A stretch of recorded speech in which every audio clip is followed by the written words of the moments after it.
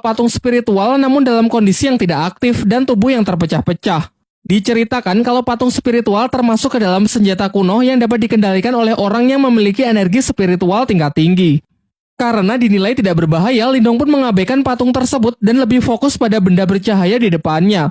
Ternyata benda bercahaya itu adalah obat yang Lindong cari selama ini, yakni air liur naga iblis. Akan tetapi harus ekstra hati-hati saat mengambilnya, karena benda itu berada di tengah kolam air es yang dapat membekukan apa saja dalam sekejap.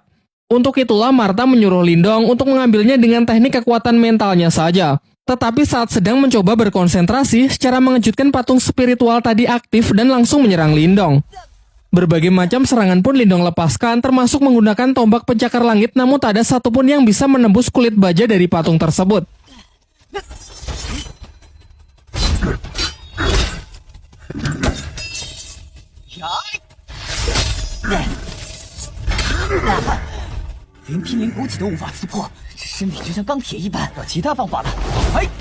Sampai Lindong baru menyadari bahwa inti energi dari patung spiritual tersebut tepat berada di belakang kepalanya. Sehingga untuk mengalahkannya cukup menekan titik tersebut. Mulailah ia menyusun strategi dengan menyerangnya menggunakan laser cahaya dari depan sebagai pengalih perhatian dan menunggu kesempatan yang tepat untuk menyerang titik lemah patung spiritual tersebut.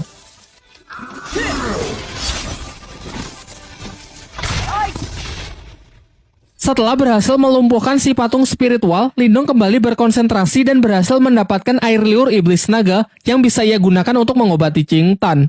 Saat akan pergi karena sudah berhasil mendapatkan apa yang ia cari, tiba-tiba patung spiritual yang jauh lebih kuat jatuh tepat di belakangnya. Namun Martha sudah memastikan kalau patung yang satu ini benar-benar dalam kondisi yang sedang tidak aktif karena energi di dalamnya sudah habis.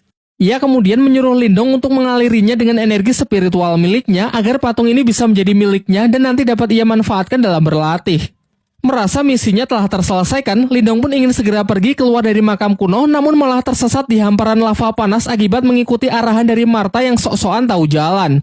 Karena sudah terlanjur sampai sejauh ini, mereka pun berniat pergi ke seberang lautan lava untuk melihat kuil dari si pemilik makam kuno. Ia kemudian menyuruh si Oyen untuk menunggunya di daratan karena menyeberangi tempat ini menurutnya akan sangat berbahaya. Dan benar saja, di saat sedang menyusuri lautan lava, dari dalam lava muncul sesosok ular api raksasa yang langsung menyerang mereka.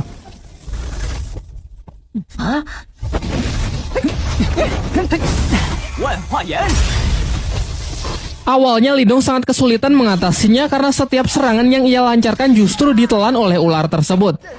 Untung saja setelah mengikuti bimbingan dari Martha, yaitu dengan mengaliri tombak pencakar langit menggunakan energi murni Lindong, membuat senjata kuno tersebut menjadi jauh lebih efektif untuk menghancurkan ular api di hadapannya.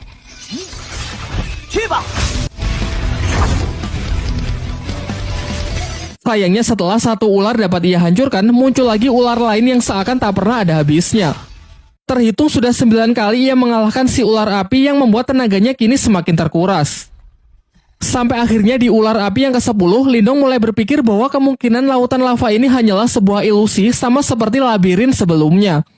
Ia pun kemudian memberanikan diri untuk terjun ke dalam lava meskipun sangat beresiko karena jika dugaannya salah dan lava ini benar-benar nyata, maka tubuhnya akan langsung hancur tak bersisa.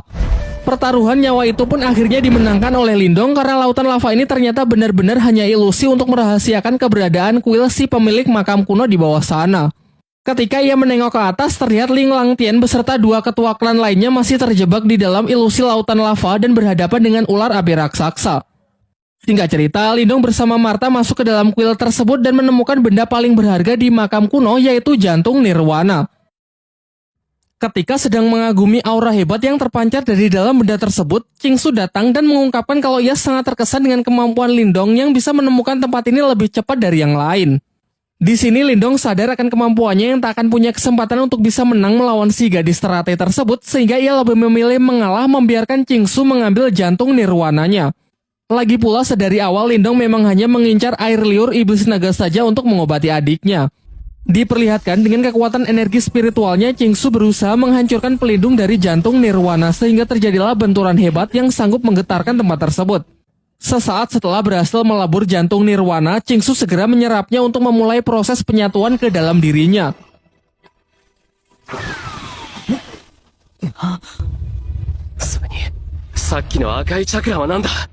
Sementara itu, Lindong yang masih melihat-lihat seisi ruangan secara tak sengaja menemukan peti mati dari si pemilik makam kuno dan ia pun menyampaikan rasa terima kasihnya di hadapan peti mati tersebut. Namun beberapa saat setelahnya ia baru sadar kalau di atasnya ada patung seorang wanita. Sedangkan di bawahnya terdapat sebuah catatan yang mengatakan barang siapa yang selalu terobsesi dengan kekuatan nirwana tanpa memahami arti dari cinta, maka niscaya api neraka akan membakar seluruh tubuhnya. Dan benar saja, di tengah proses penyerapannya, tiba-tiba tubuh Qingsu terbakar yang menandakan kalau catatan dalam peti mati tersebut adalah sebuah peringatan. Terlihat Qingsu yang berusaha menekan energi panas tersebut namun sia-sia karena ia tak cukup kuat dan secara perlahan dirinya justru ditelan oleh kekuatan dari jantung nirwana tersebut. Kekuatannya pun mulai lepas kendali dengan menyerang peti mati di kuil tersebut.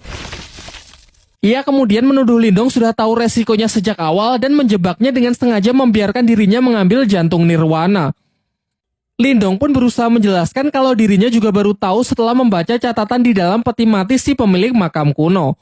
Dengan sisa kesadarannya, Qingsu meminta Lindong untuk meminjamkan inti energi spiritual miliknya guna menyeimbangkan luapan energi yang tak terkendali tersebut.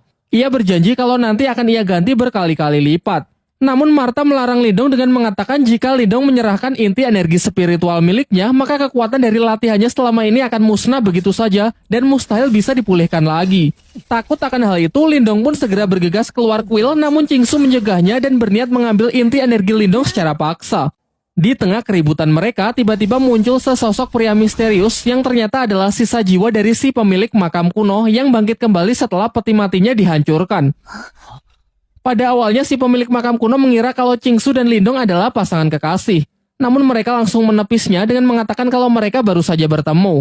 Ternyata jawaban itu membuat si pemilik makam murka dan menekan Qingsu yang nampak ingin membunuh serta mengambil kembali jantung nirwananya. Dari sini diketahui kalau kekuatan jantung nirwana hanya bisa diserap oleh pasangan kekasih saja. Tanpa ikatan tersebut, siapa saja yang mencoba memilikinya pantas mati. Martha yang menyadari kalau orang di hadapannya sangat kuat segera menyuruh Lindong mengambil kesempatan ini untuk melarikan diri. Akan tetapi Lindong yang tak sampai